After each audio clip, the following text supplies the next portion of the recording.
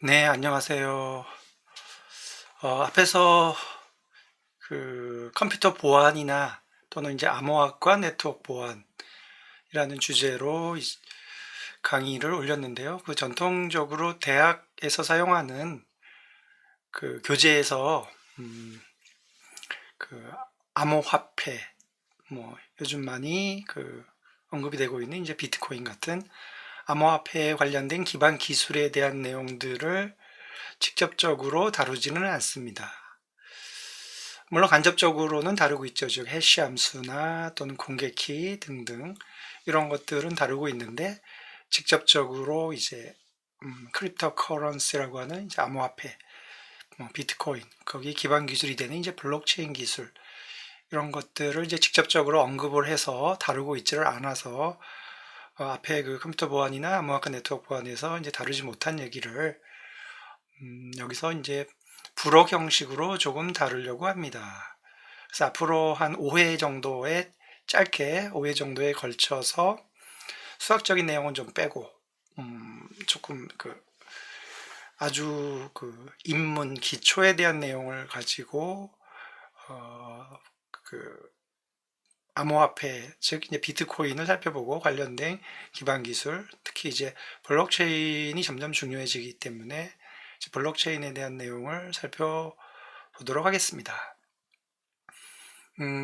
최근에 이제 원래 암호화폐라고 하는 이름이 붙은 이제 처음에 나온 1세대 비트코인, 그 다음에 이더리움, 최근에 3세대라고 하는 EOS, 그리고 디지털 현금이라고 하는 이제 CBDC, 각국의 중국을 필두로 해서 미국, 일본, 유럽, 한국도 이제 중앙 화폐를 발행하는 각국의 중앙은행에서 Central Bank Digital Currency라는 이름의 CBDC를 이제 발행하려고 준비를 하고 있습니다. 물론 이 기술들이 대부분 기존에 있던 이제 블록체인 같은 기술에 기반을 두고 디지털 현금을 발행을 하게 되는 거죠. 이제 암호화폐라고 부르는 또는 이제 가상화폐라고 부르는 이런 이제 대표되는 게 이제 비트코인이죠. 이제 말 이름에는 화폐라고 들어있는데 사실 화폐로서의 가치를 못하고 있죠. 그래서 화폐라기보다는 좀 물물 교환에 돈을 내고 물건을 사는 이런 화폐의 기능보다는 금이나 주식 같은 자산을 어떤 축적하는 방법으로 이제 사용이 되고 있죠. 그래서 그렇지만 이제 금이나 이런 주식에 비해서 엄청난 등락이 거듭이 되고 있죠. 이 등락이라고 하는 게 안전한 자산이 아닐 수 있다는 얘기죠. 그래서 언제 막 올랐다가 언제 갑자기 떨어졌다. 이게 너무 등락의 폭이 커서 사실은 이제 도박성, 사행성, 이런 말까지 이제 붙어 있는 상황인데요. 그럼에도 불구하고 여전히 비트코인은 올라가는 것 같습니다. 하지만 이게 정상적인 상황은 이제 아니고, 앞으로 많은 거품이 빠지고, 이렇게 안정화되고 나면은 새로운 세상이 이제 열릴 걸로 보이죠. 그때 이제 비로소 블록체인의 진면목이 이제 나타날 걸로 보이는데요. 그래서 블록체인을 기반으로 하는 대표적인 이제 어플리케이션이 비트코인이었고요. 사실 비트코인이 나오면서 블록체인이라는 말이 알려지게 되어 있죠. 그래서 사실은 블록체인은 비트코인이 만들어질 때 거의 한 몸처럼 붙어서 나왔는데 사실 기술적으로 볼 때는 분리돼서 생각할 수 있는 이제 어떤 플랫폼이 되는 기반 기술이 되는 거죠. 사실 비트코인이 블록체인을 알렸다라고 해도 이 기술의 상업성을 이제 검증했다라고 볼 수가 있는데요. 그래서 이제 향후 이제 스마트 컨트랙트라고 하는 이제 부동산 계약이나 이런 이제 사람들이 일일이 만나서 문서를 많이 이렇게 주고받으면서 도장을 찍고 서명을 하고 이런 일들을 이제 디지털 상에서 한 번에 할 수 있는 스마트 컨트랙트라고 하는 시장이 이제 활성화될 걸로 보이고요. 관공서나 학교에서 성적 증명서나 졸업 증명서 같은 것도 이제 블록체인 기반으로 이제 만들어지게 되는 시작했죠. 그리고 뭐 스마트폰 기반에서 이제 블록체인 기반으로 돌아가는 스마트폰의 앱들이 이제 블록체인 기반의 앱이라 그래서 B앱 또는 이제 블록체인이 이제 분산 네트워크를 형성을 하기 때문에 이제 디스트리뷰티드라고 해서 D앱 뭐 이런 식의 이름으로 이제 불리워지고 있는데요. 향후에 블록체인은 이제 필연적으로 4차 산업혁명 시대에 가서는 CBDC라고 하는 게 대중화가 될 것이고요. 그 CBDC, 블록체인 기반의 CBDC가 최근에 이제 그 새로운 인터넷의 새로운 환경으로 대두되기 시작하는 이제 메타버스 안에서 실질적으로 사람들이 상거래가 이루어질 때 CBDC, 블록체인 기반의 CBDC가 반드시 필요할 걸로 보입니다. 그래서 우리 이 미니 강의에서는 이제 전통적인 대학 교재에서는 블록체인을 체계적으로 다루고 있는 교재가 없어서 시중에 나와 있는 이런저런 교재들을 살펴보다 보니 이제 여기에 열거가 된 3개의 교재들을 참고하게 됐습니다. 그래서 지금 이제 이 미니 강의에서 다루는 내용은 주로 이 3개의 교재를 참고로 해서 강의 슬라이드를 만들었고요. 이제 공부를 하고자 하는 학생들도 이해가 안 가는 부분이 있으면 이 3개의 교재 중에 선택해서 살펴보면 되겠습니다. 강의 교재를 소개하려고 하는 광고하거나 하는 목적은 아닙니다. 아무 관계가 없습니다. 다만 참고한 교재가 주로 이제 이 3개의 다른 교재를 참고했다라는 걸 알리고 추가적인 공부를 할 때 참고를 하라고 여기다 이렇게 제시를 한 겁니다. 그러면 이제 들어가서 내용을 하나하나 살펴보겠는데요. 첫 번째 제목이 해시캐시와 블록체인입니다. 블록체인이라는 기술이 어느 날 갑자기 툭 튀어나온 게 아니라 그 이전에 사실은 이제 해시캐시라고 하는 개념으로부터 조금씩 진화해서 이제 지금에 이르게 된 거죠. 일단은 우리가 이제 해시 함수가 뭔지를 좀 알아야 되는데요.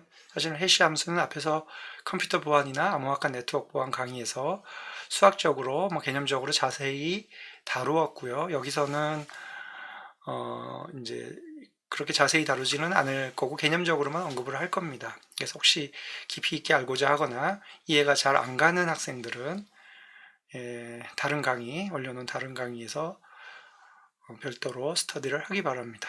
그래서 이제 해시 함수라는 거는 함수죠. 말 그대로 함수인데 하나의 알고리즘으로 볼 수도 있습니다.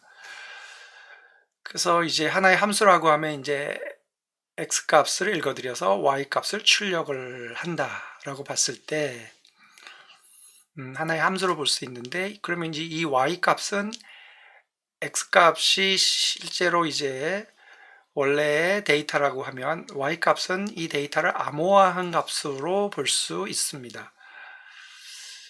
물론 이제 키를 특별히 집어넣지 않으면 y로부터 역함수를 이용해서 x를 얻어내는 게 이제 우리는 일반적으로 생각을 해볼 수 있는데 그건 이제 역함수가 존재할 때의 상황이죠. 하지만 해시함수는 역함수가 존재하지가 않습니다. 그 무슨 얘기냐면 1대1 대응이 아니라는 거죠. 1대1 대응이. 그러면 y를 x의 암호값으로 봤을 때 y로부터 x를 찾아내는 게 가능할 수는 있습니다. 그렇지만 상당히 어렵습니다. 상당히 어렵고 쉽지 않다는 얘기죠. 그런 성질을 갖는 게 이제 해시 함수죠. 그리고 서로 다른 x가 동일한 y 값이라고 겹칠 수도 있습니다. 1대1 대응이 아니기 때문이죠.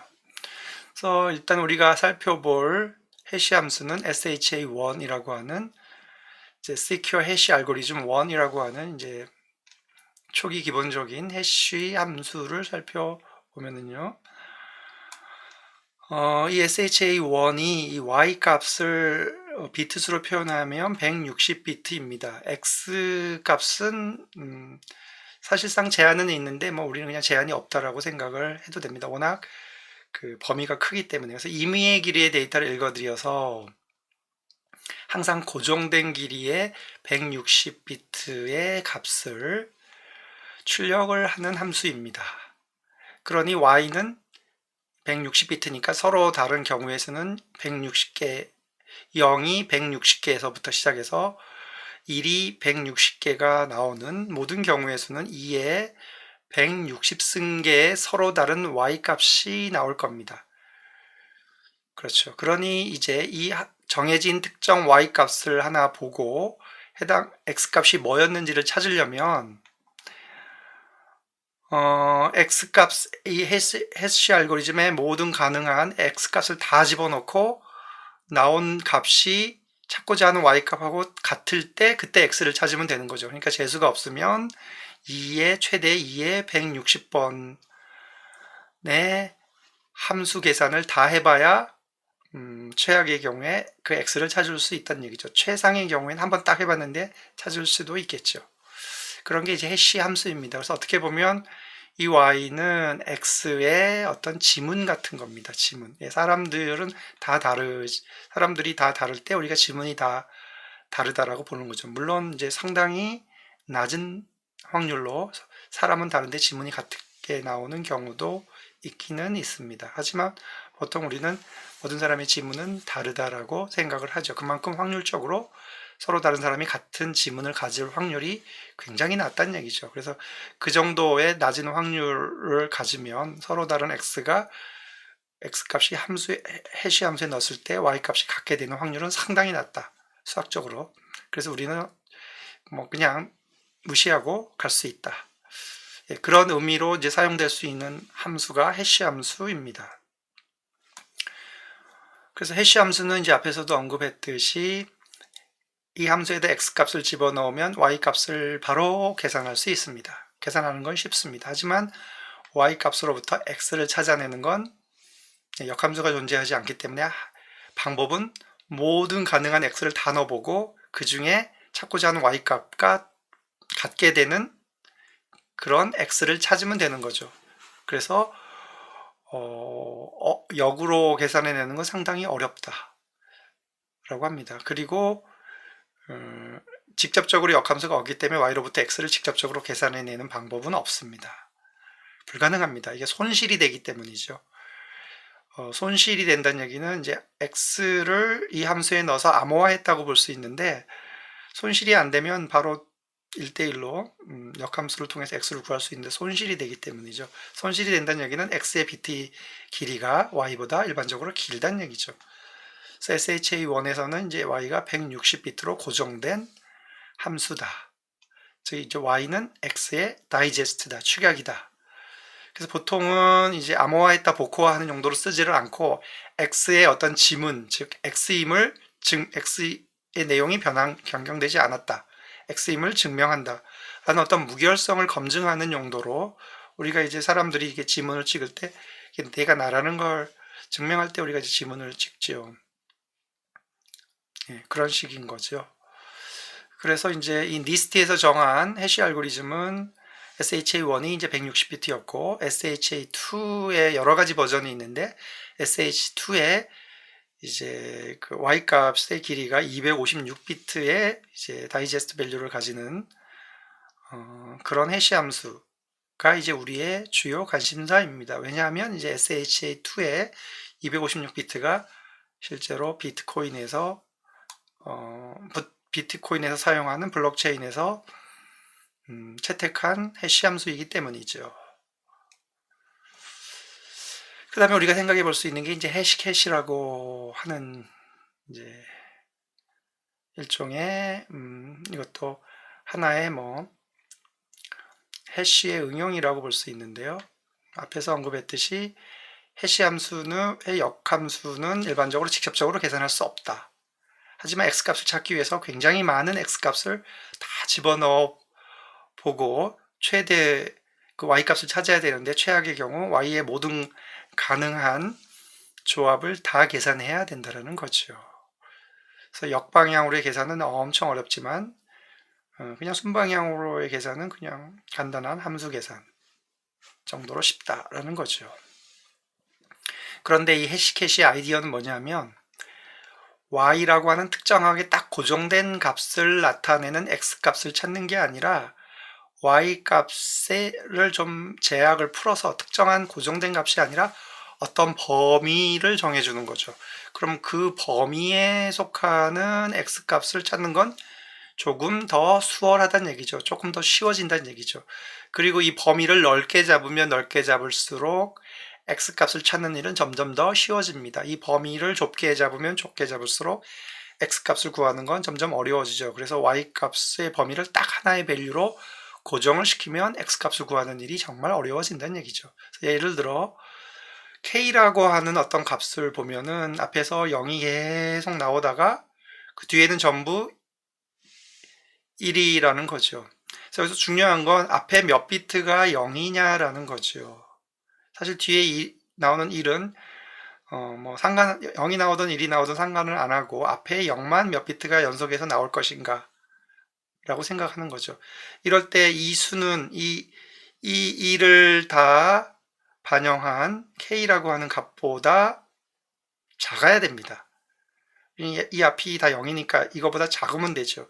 이거보다 작다는 얘기는 여기가 전부 1이 아니라 적어도 하나 이상은 0이 나오는 경우를 지칭하는 거죠. 그러면 k보다 작다는 얘기죠. 그래서 y값이 k보다 작게 나오는 x값을 찾으면 이 k를 좀 더 큰 수로 하면 할수록 x를 찾는 일이 쉬워진다는 얘기죠. k가 범위가 커진다는 얘기죠. 예, 그런 개념이 이제 해시캐시입니다. 해시의 해시 밸류인 y를 특정한 값으로 고정하지 않고 어떠한 범위로 주어짐으로써 그걸 만족하는, 그러니까 이건 부등식이죠. 위에는 등식이었고 부등식이죠. 이런 등식이 아니라 부등식을 만든다는 얘기죠. 그러면 이 범위에 들어가는 x를 찾는 일은 수월해진다. 이게 해시캐시의 개념입니다. 즉 해시에서 주어져 있던 그 제약을 완화시킨다라는 거죠.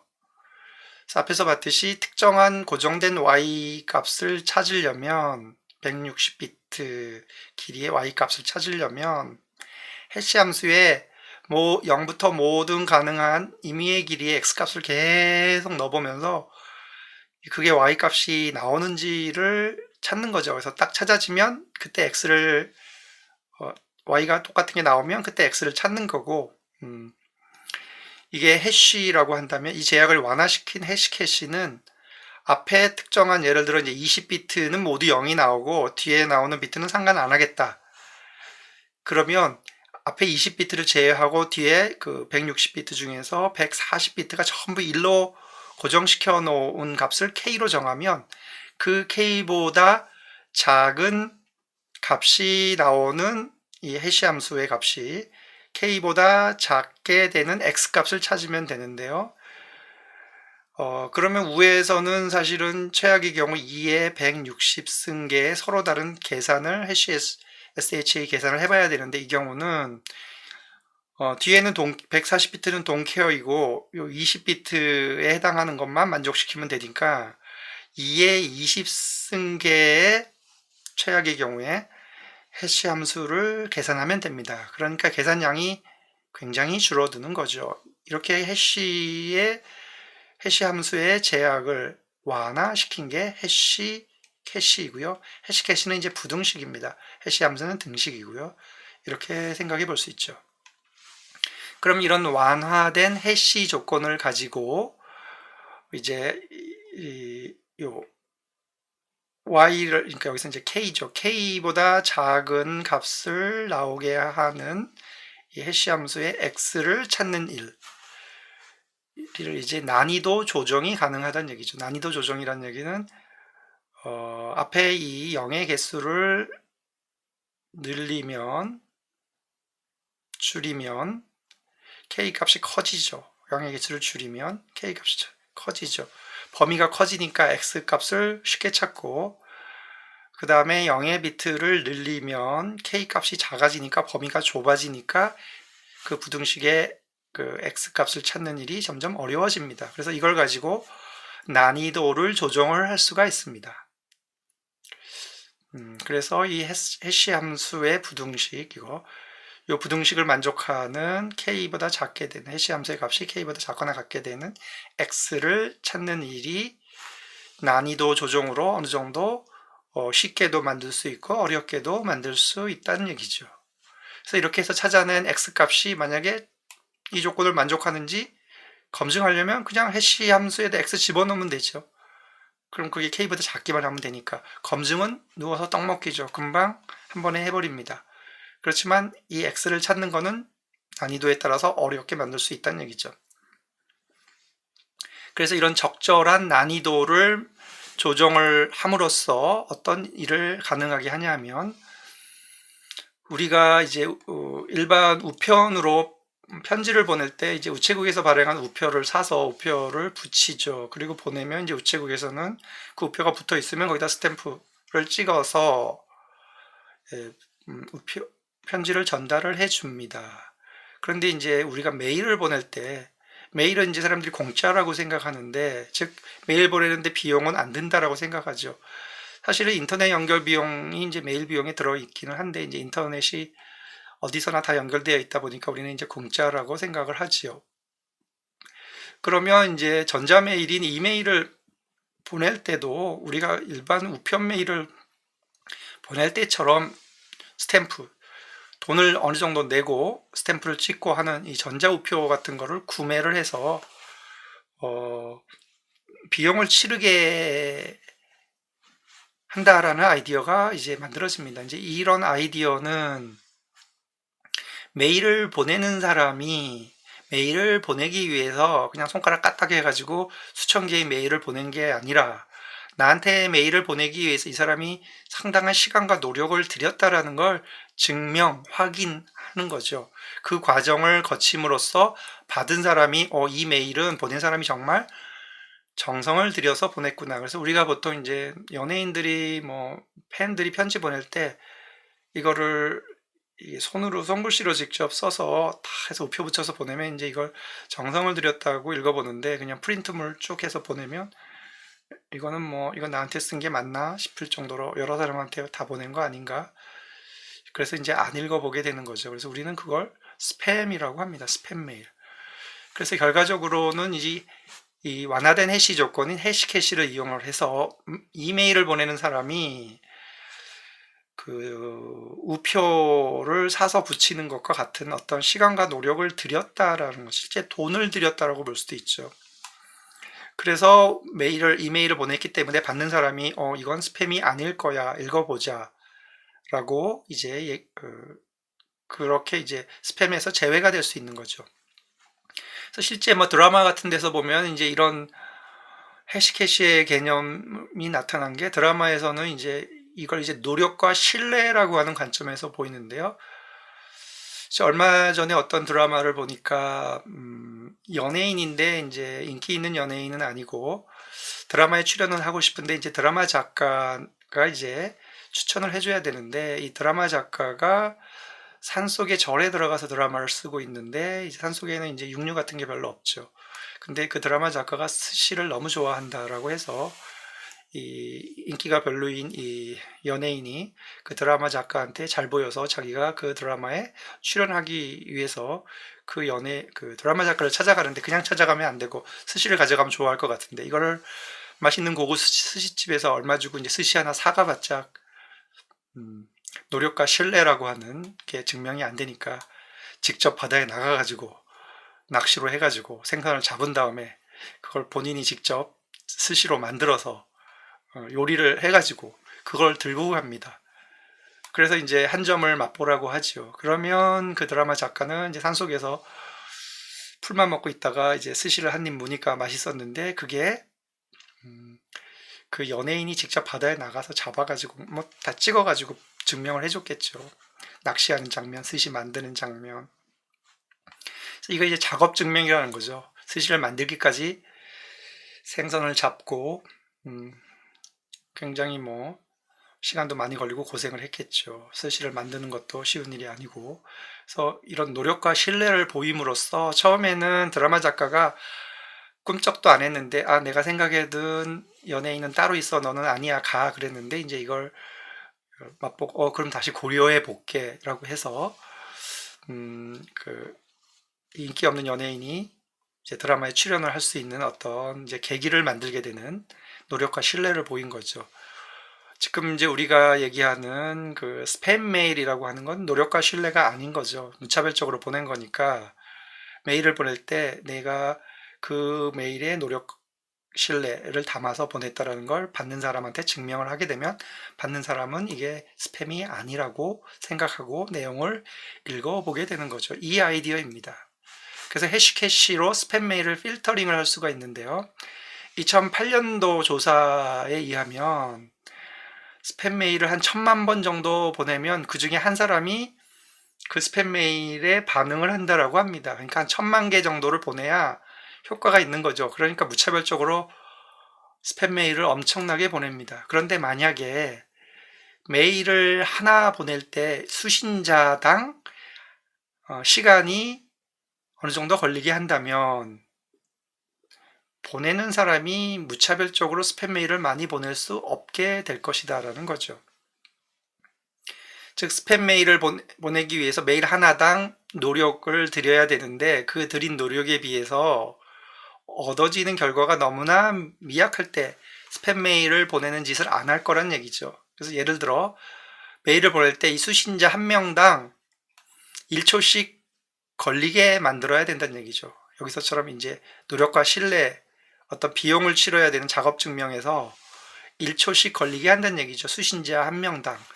그러면 하루 동안 24시간 동안 이제 분으로 따지면 이제 1초당 한 명씩 보내니까 이런 이제 86,400명 하루에 86,400명한테 24시간 잠 안 자고 보낸다고 할 때 보낼 수가 있고 예를 들어 1000만 명한테 보내려면 약 115일 정도가 걸린다는 계산이 나오죠. 그러면 1000만 번의 메일을 보내려면 100일 정도 24시간 꾸준히 해서 100일 동안 메일을 보내야 되는데 그래봤자 한 명한테 반응이 온다는 얘기죠.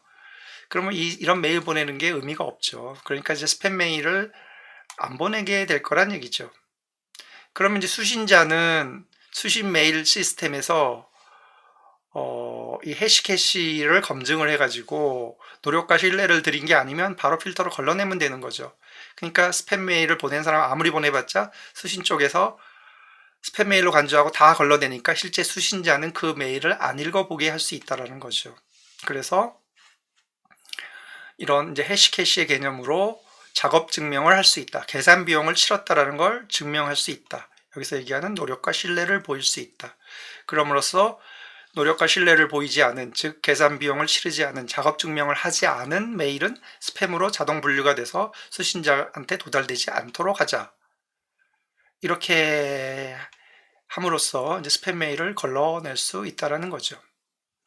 그래서 이 해시캐시의 유래는 이제 97년도로 올라갑니다. 그래서 아담 백이라고 하는 사람이 스팸 메일을 많이 보내면 이제 일반적으로 메일을 받는 사람이 자기가 중요한 메일은 한두 개인데 메일이 한 몇백 통씩 오면 나머지 그 한두 개 빼놓고 나머지는 전부 다 스팸이죠. 그러면 실제로 원하는 메일을 읽는데 찾아서 읽는데 시간이 너무 많이 걸려서 결국 이거는 서비스 거부 공격에 해당하는 겁니다.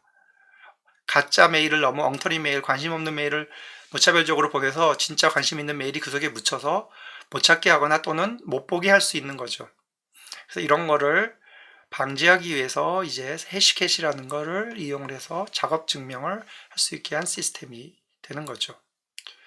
그래서 이 해시캐시는 결과적으로 이제 일반적인 우편 메일에서의 그 우표 기능입니다. 비용을 치러야 하는. 즉 이제 보내는 사람이 메일 하나를 보내기 위해서 CPU 시간을 소비했다, 시간을 들였다, 컴퓨터를 사용했다 라는 거죠. 그러면 이걸 통과하면, 즉 우표를 붙여서 보냈다라는 작업 증명을 했다라는 거니까 그러면 스팸으로 분류가 안 돼서 받는 사람이 읽어볼 수 있게 하자, 이런 거죠. 그래서 이제 스팸 메일을 필터링하는 아이디어로서 등장을 한 게 해시캐시였습니다.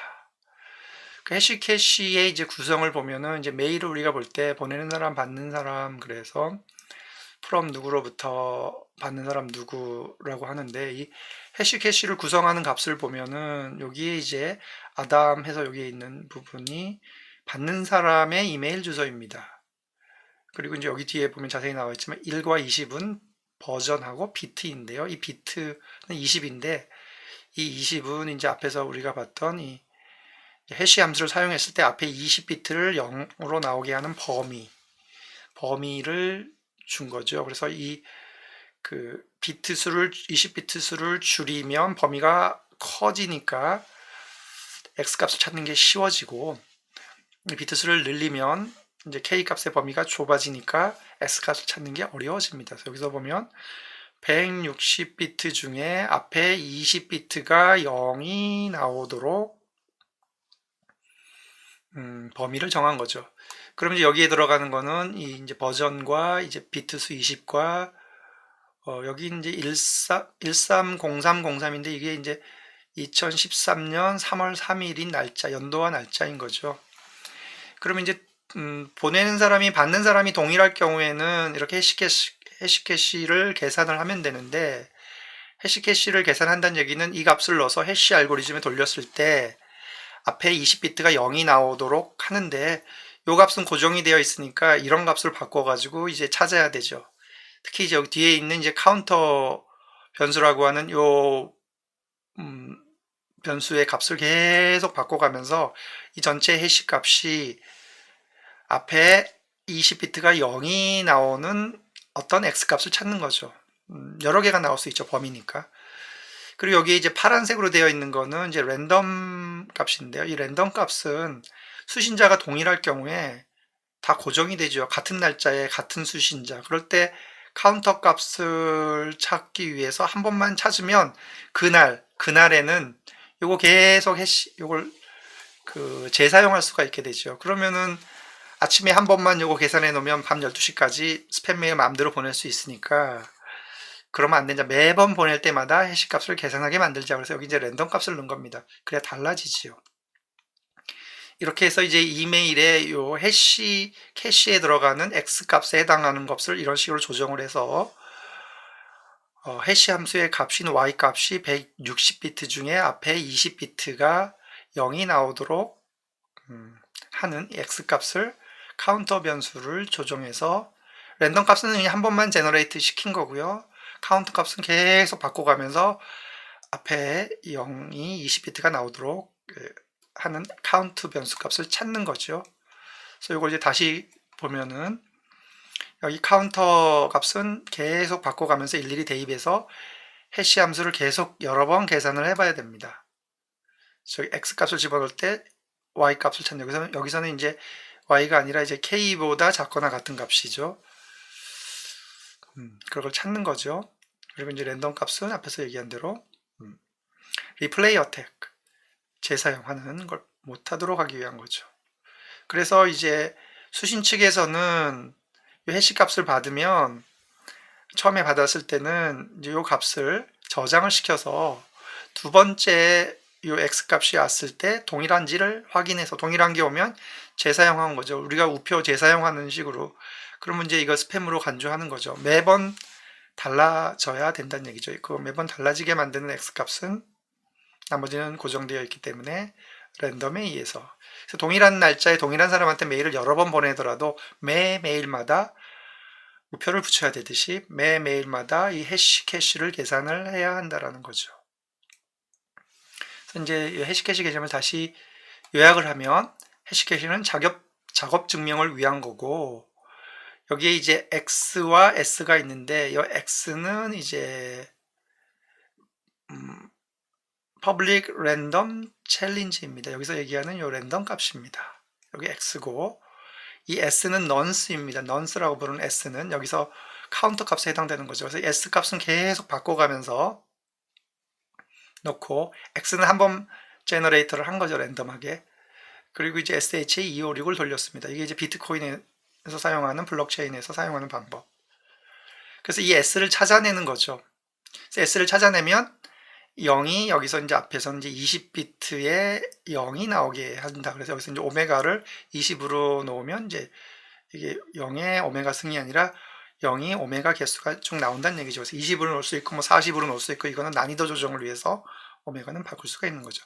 그래서 결과적으로 요 해시 함수의 값이 앞에 20비트가 예를 들어 0이 나오게 될 이걸 찾을 확률은 2의 오메가 승 중에 하나입니다. 즉 0이 20개가 나오는 거죠.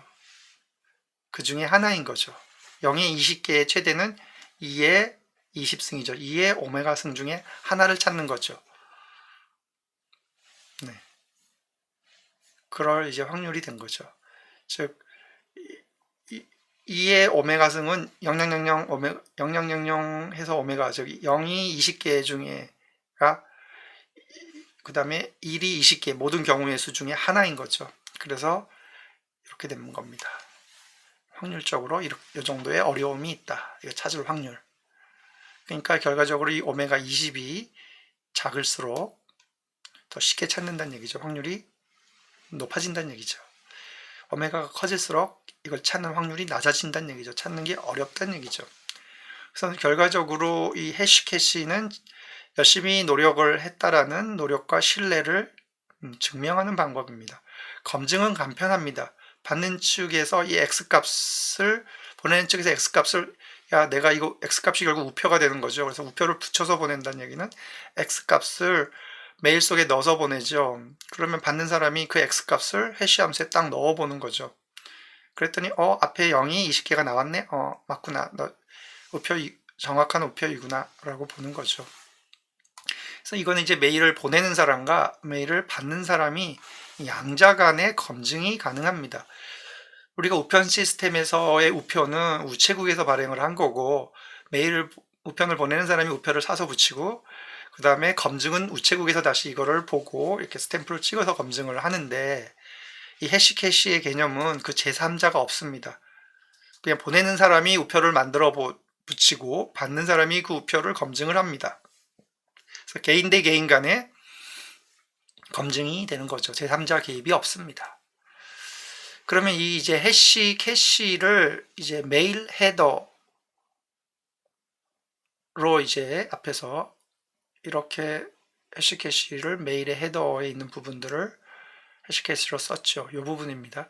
이거를 이제 블럭 형태로 표현하면 이 부분에 이제 버전, 비트수, 날짜, 수신자 주소, 랜덤 넘버, 그 다음에 카운터 값, 이런 식으로 해서 이렇게 블록으로 표현을 할 수 있고, 그 다음에 이 블록의 값을 해시 함수에 집어넣었을 때 나온 값이 앞에 22 또는 40 이런 게 반영이 된 K값, 앞에 0이 20개, 160비트 중에 0이 20개가 나오는 그 K값보다 작거나 같다라는 부등식, 요걸 만족을 하는 이 X값을 찾는 거죠.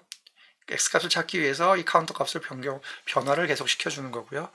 그래서 이 X값을 찾으면, 즉 이 카운터 값을 찾은 게 된 거죠. 이게 작업 증명이 된 거였죠.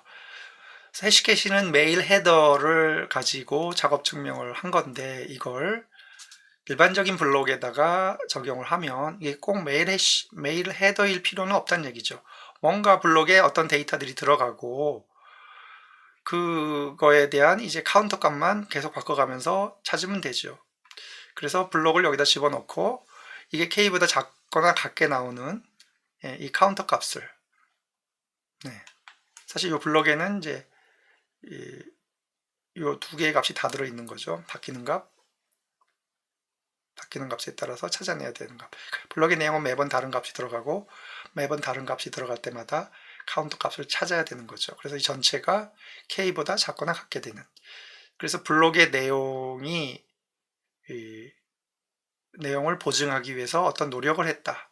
그래서 블록의 내용의 해시값, 그래서 블록의 내용의 지문을 찾아낸 거죠. 어떤 조건을 만족하는 지문. 앞에서 얘기할 때 우리가 해시 함수가 하나의 원래 내용을 인증하는 지문과 같은 성격을 가진다. 암호화라고 볼 수 있지만 해시 함수의 결과는 길이가 짧아지고 손실이 되기 때문에 복호화하는 게 어렵다. 그래서 이 내용은 원래 내용이 변경되지 않았다라는 걸 증명하는 인증의 개념으로 많이 쓰인다라고 했었죠. 그래서 그러면 불특정 다수 여러 명 누군지 뭐 구별이 안 되는 사람이 블럭을 만든 사람은 누군지 모르지만 그 블럭을 받은 불특정 다수가 그 블럭을 검증하는 거죠. 여기서는 우편 메일일 때는 보내는 사람이 만들어 보내고 받는 사람이 검증을 했지만 여기서는 불특정 다수가 이걸 받아서 이게 정말 그 노력을 했고 내용에 그 해시 내용이 인증이 된 거고 노력을 했다라는 걸 검증을 하면 이 불특정 다수 이걸 검증을 한 사람에 대해서 보상을 해주는 거죠. 이 메일을 주고받을 때는 받는 사람에 대한 보상은 이제 그냥 자기가 메일을 읽을 수 있는 거죠. 스팸이 아닌 메일을 읽을 수 있다는 게 보상이 되는 거죠. 이메일에서는 그런데 일반적인 블록일 때는 만드는 사람 따로 있고 이걸 검증하는 사람이 따로 있는데 검증하는 사람이 자기가 이 내용에 별 관심이 없는데 왜 검증을 하냐는 얘기죠. 검증을 할 이유가 없죠. 근데 검증을 하도록 만드는 이유는 보상을 주게 됩니다. 그러면은 많은 사람들이 이걸 검증을 하겠죠. 이 내용이 변경 없이 해시값이 잘 만들어졌네 라고 인증을 해주는 거죠. 즉 어떤 사람이 그 사람임을 검증하기 위해서 지문을 보고 찾듯이 이 내용이 변경되지 않았고 그 내용이 오리지널 그 내용이 그대로 있다는 걸 검증하는 지문에 해당하는 이 카운터 값이죠. 사실은 지문을 요 조건을 만족을 하는 요 해시 값이 지문이 되지만 그 지문 요 조건을 만족하는 값을 찾기 위해서 사실은 넌스 값을 찾는 게 핵심이 되는 거죠. 이걸 찾는 거죠, 사실은. 그러면 이제 이 블록이 하나가 아니라 여러 개가 있다고 치면 매 블록마다 검증을 하는데 이 블록들을 연결을 하자라는 얘기죠. 그래서 처음에 만들어진 블록이 있으면 그 다음 블록을 만들 때 처음에 만들어진 블록의 해시 값을 두 번째 블록의 내용에다가 넣어서 이 전체를 다시 해시를 하는 거죠. 그리고 이제 물론 이제 블록 1에 대해서도 넌스 값을 계속 찾아가는 겁니다. 그러면 이제 이 블록이 여러 개가 쌓이면 제일 최종적으로 만들어진 블록을 보면 그 블록은 그 이전의 블록의 해시 값을 가지고 있고 계속해서 처음에 만들어진 블록이 계속 누적이 돼서 해시 값이라는 거는 그 블록에 대한 지문이라고 했죠. 그 블록이 오리지널이고 변경되지 않고 뭐 인증을 해주는 그 지문에 해당하는 해시 값이기 때문에 인증이 된 거죠. 그 인증된 값을 계속 누적해서 쌓아온 거기 때문에 제일 마지막에 있는 블록을 만들었을 때, 즉 그 블록의 넌스 값을 찾았을 때, 그 신뢰도는 이 블록이 굉장히 많이 쌓였을 때 그 이전 것들이 신뢰도를 가지는 거죠. 계속 신뢰가 누적이 된 거죠. 그래서 우리가 누군가의 거래를 할 때 한 번 거래가 잘 돼서 신뢰가 쌓이질 않죠. 누적돼서 여러 번에 한 번도 실망시키지 않고 신뢰를 계속 보여줌으로써 단연간 여러 번의 신뢰를 보임으로써 그 사람의 신뢰는 두꺼워지는 거죠. 마찬가지로 이 블록이 많이 쌓일수록 그 쌓여있는 내용에 대한 거는 이제 신뢰할 수 있다라는 거죠. 신뢰.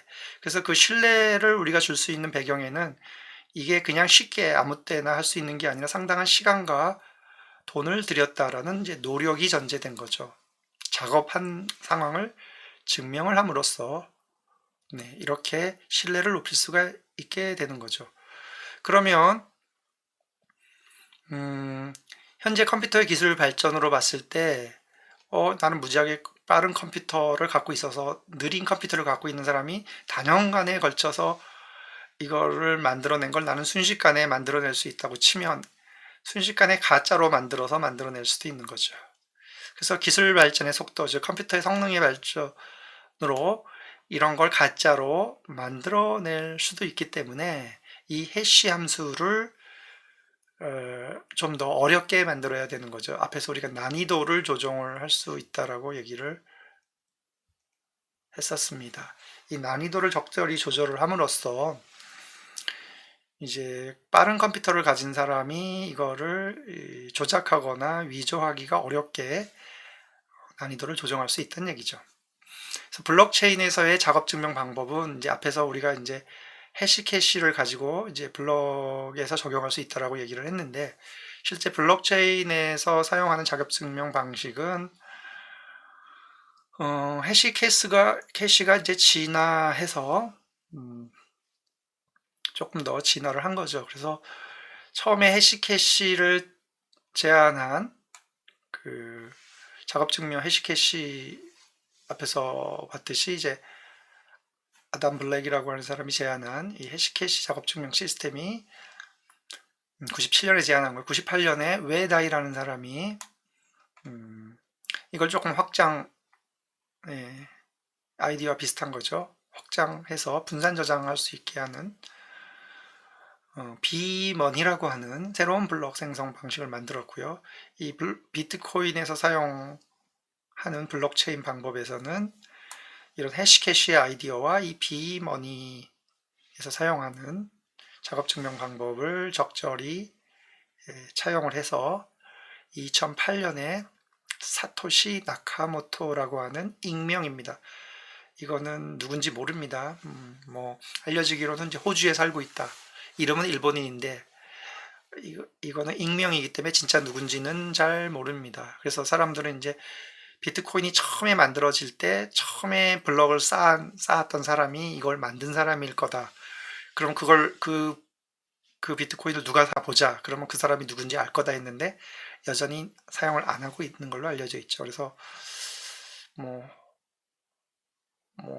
간혹 내가 사토시 나카모토다라고 선언하고 나오는 사람이 있기는 한데 증명이 안 됐습니다. 그래서 어쨌든 이 사람이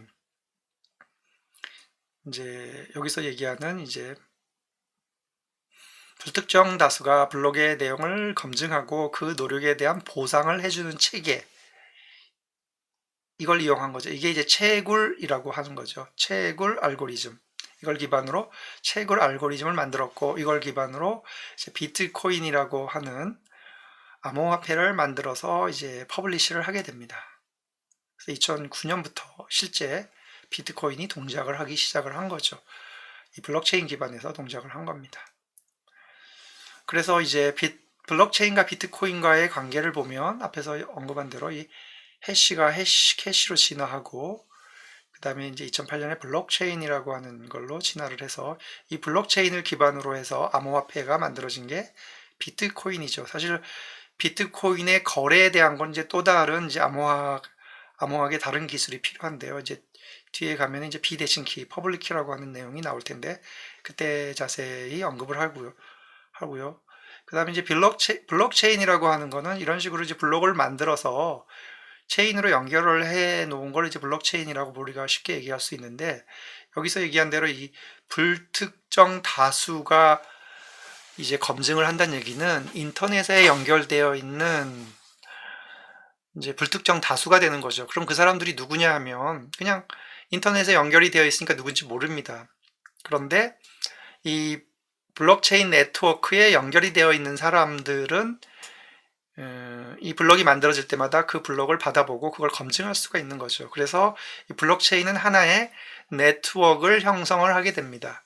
그리고 앞에서 봤듯이 만든 사람과 검증하는 사람이 불특정 제3자 개입이 없습니다. 그래서 P2P로 동작을 하지요. 그래서 P2P 아키텍처다. 그리고 블록체인은 하나의 인터넷 위에 동작하는 오버레이 네트워크인데 얘는 분산되어 있다. 그래서 디스트리뷰티드, 분산 네트워크이다. 블록체인은 그래서 하나의 플랫폼이다라고 얘기도 하고, 블록체인은 분산 네트워크다 라고 얘기하고, 오버레이 네트워크이다 등등 여러 가지 얘기를 많이 합니다. 그래서 블록체인 기반으로 만들어진 앱을 D앱이라고 부르고 디스트리뷰티드 앱 또는 B앱이라고 부르는 이유입니다. 그래서 일단 이제 첫 번째 미니 강의는 여기서 마치고요. 이제 두 번째 강의로